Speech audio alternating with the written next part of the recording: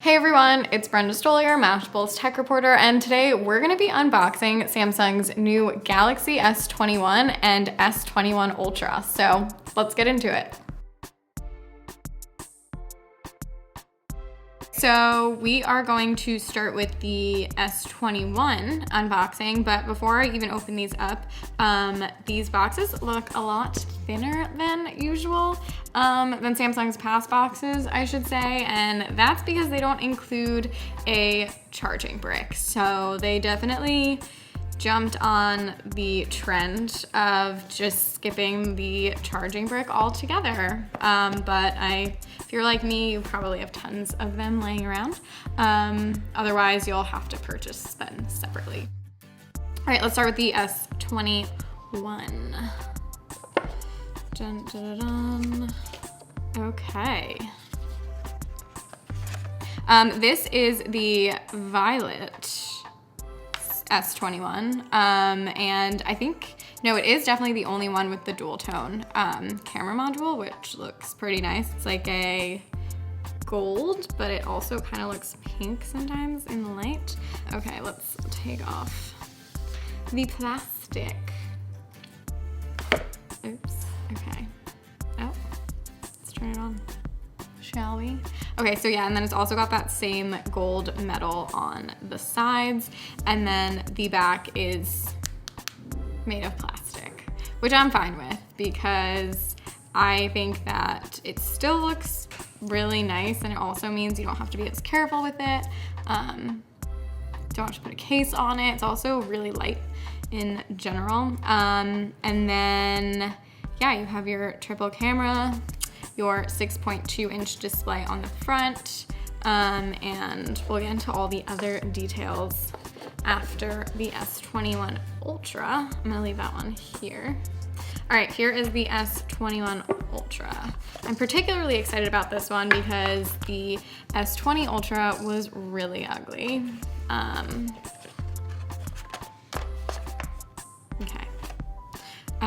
So this is the Phantom Black.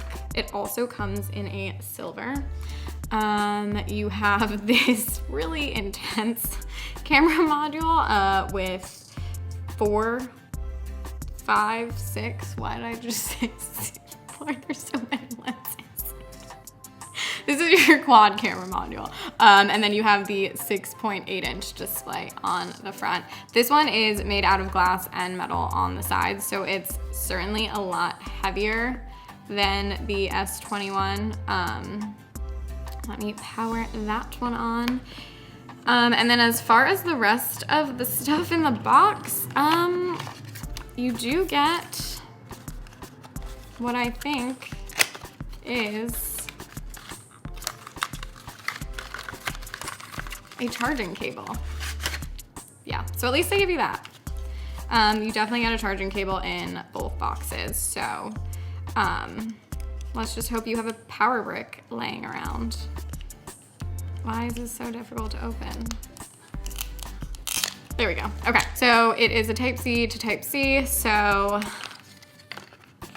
all you'll need is that Type-C charging brick and you'll be good to go. So that is literally the only extra thing that comes with the phone is a charging cable, which again makes for a thin box, which I'm okay with because storing these things is a nightmare when they're super thick and bulky.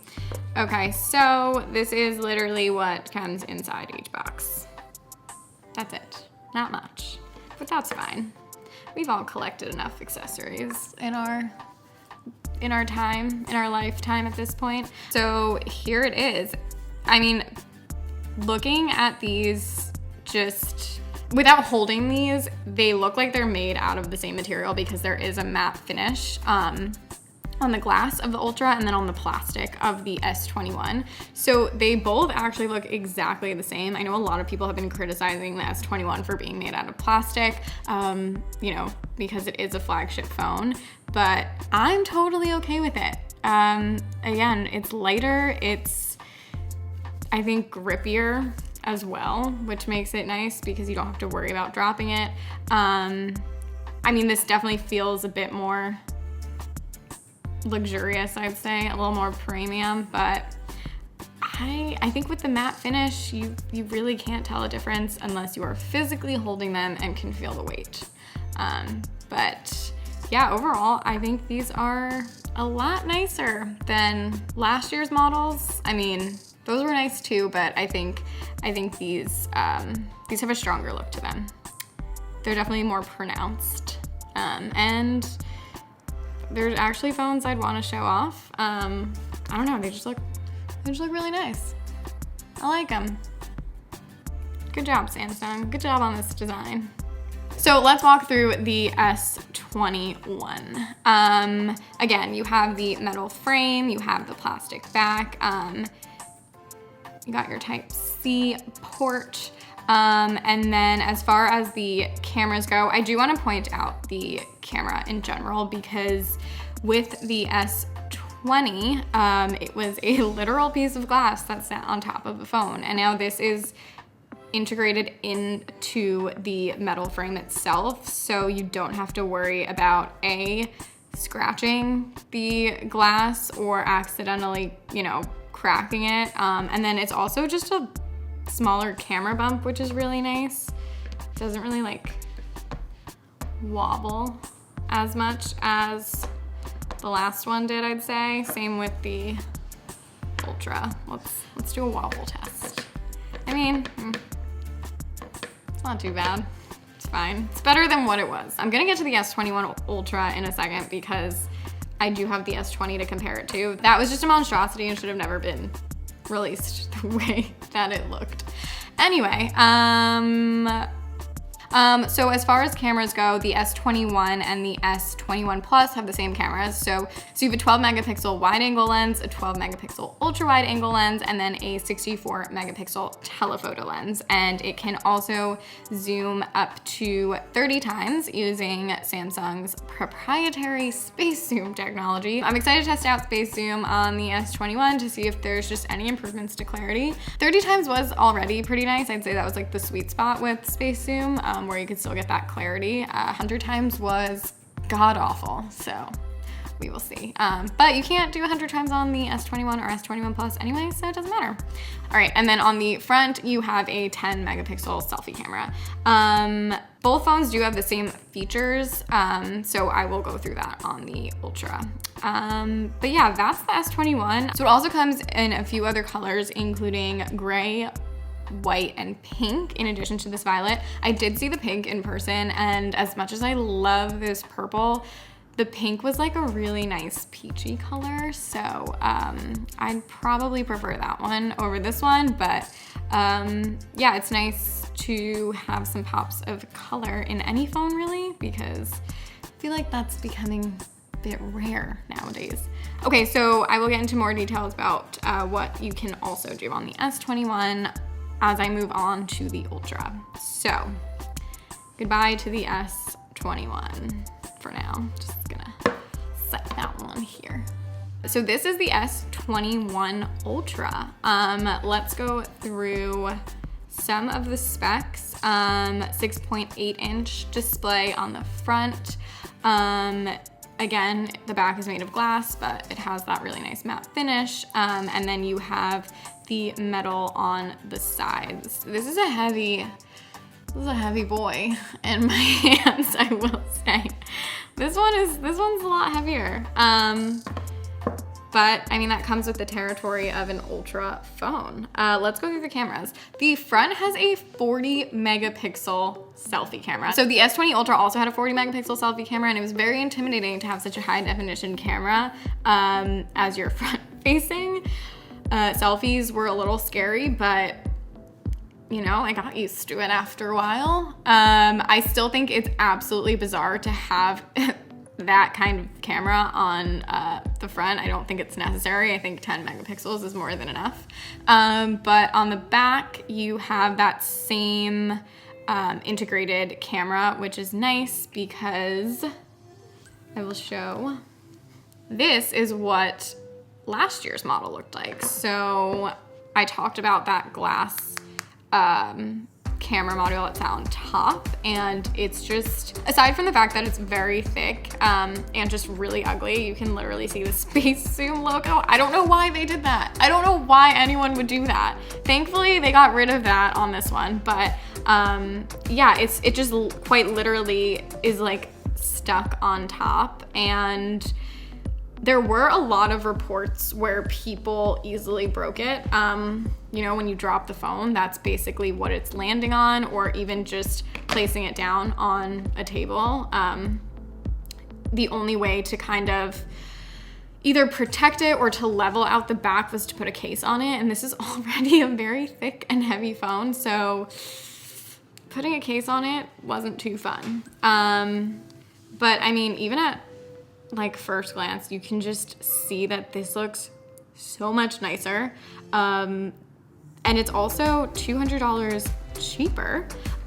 This one is, or starts at $1199.99, and then this one started at $1,400. So you get a nicer phone for less money, which is, you know, a win all around. So as far as cameras go, you have 4 sensors here. So there's a 12 megapixel wide angle, a 108 megapixel ultra wide angle, and then 2 10 megapixel telephoto lenses. So Samsung swapped out the 48 megapixel telephoto lens on the S20 Ultra for 2 of the 10 megapixel telephoto lenses. It's supposed to help improve with space zoom, particularly because I don't know if I mentioned this, but 100 times space zoom on the Ultra created the noisiest photos I've ever seen. And it just was like, you didn't want to post that. Like, you didn't want to show anybody that. I would post photos of it to prove that yes, you can go in at 100 times on a subject, but it was just really bad. And if anything, I figured it was just Samsung trying to prove that they could do it in general, because, you know, obviously that's rare for a smartphone to do. But yeah, these are supposed to improve the image quality on 100 times zoom. I still don't know what I need 100 times zoom for, but I'm gonna test it out. I'm gonna see if they've made their improvements.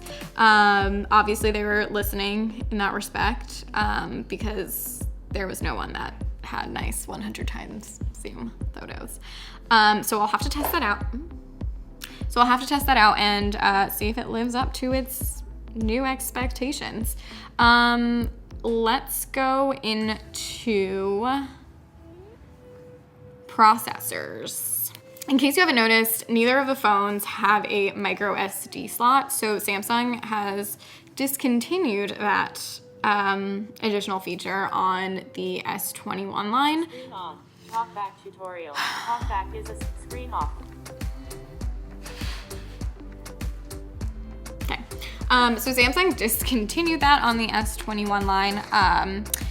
As far as storage capacity goes, the S21 has 8 gigabytes of RAM and 128 gigabytes of internal storage.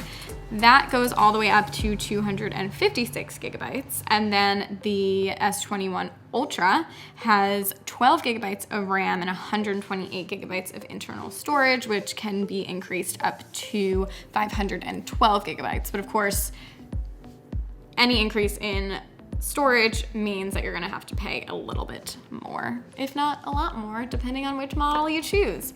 Okay, so all 3 phones have a 120 hertz refresh rate, but what Samsung did this year is that they added an adaptive refresh rate instead. So on the S20, you can choose between 60 hertz and 120 hertz, which means if I choose 120 hertz, it's going to constantly scroll in 120 hertz. Here it goes into an adaptive mode. So that means that depending on what it is that is on your screen and that actually requires 120 hertz, whether that's animations or scrolling through social media, it knows when to kick into 120 hertz. And that mainly helps with battery life. I'm not really sure if I'm gonna be able to tell a difference. Like, I'm not gonna scroll through and realize that it's under 120 hertz but the adaptive feature shouldn't really make that much of a difference. It's not a deal breaker. It still comes with that high refresh rate, so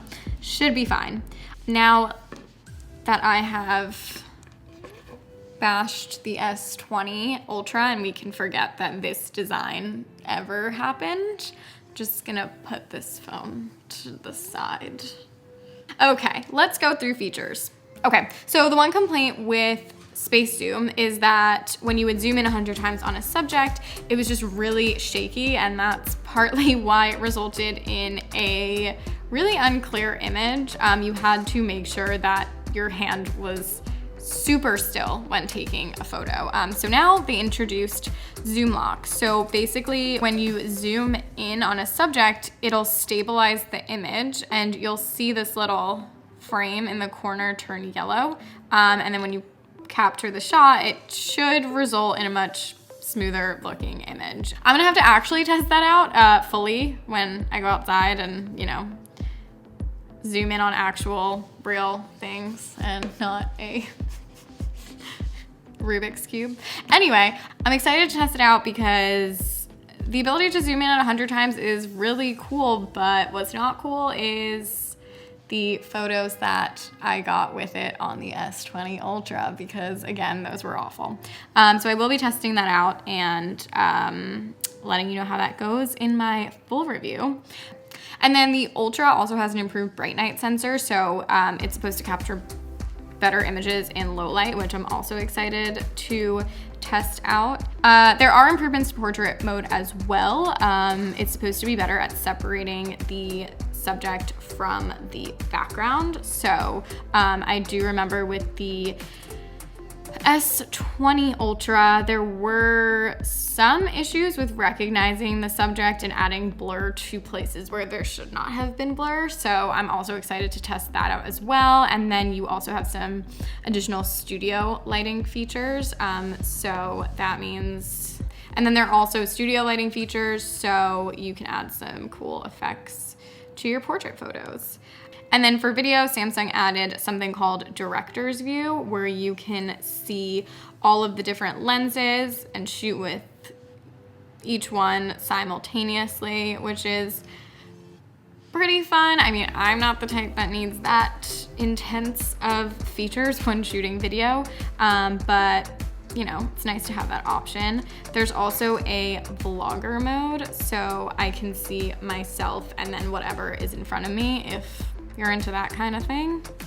Okay, and then with the Ultra specifically, Samsung has added the ability to use a stylus with it.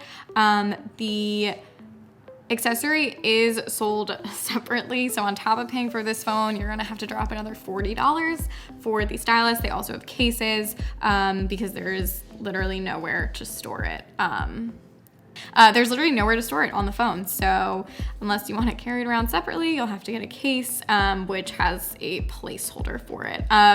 It's also worth mentioning, so you can only do the basics with that particular stylus, like take notes, sign documents, edit photos.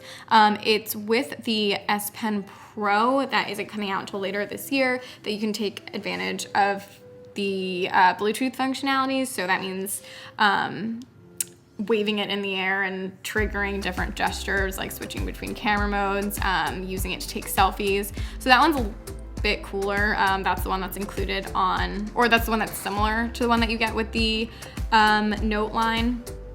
I'm not really sure if a stylus makes sense with the Ultra, but I mean, if you're into that kind of thing as well, I'm not judging. Some people want a stylus.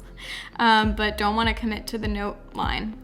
And then the entire S21 lineup is 5G enabled, so you do get millimeter wave and sub-6, depending on your area, if there even is 5G available.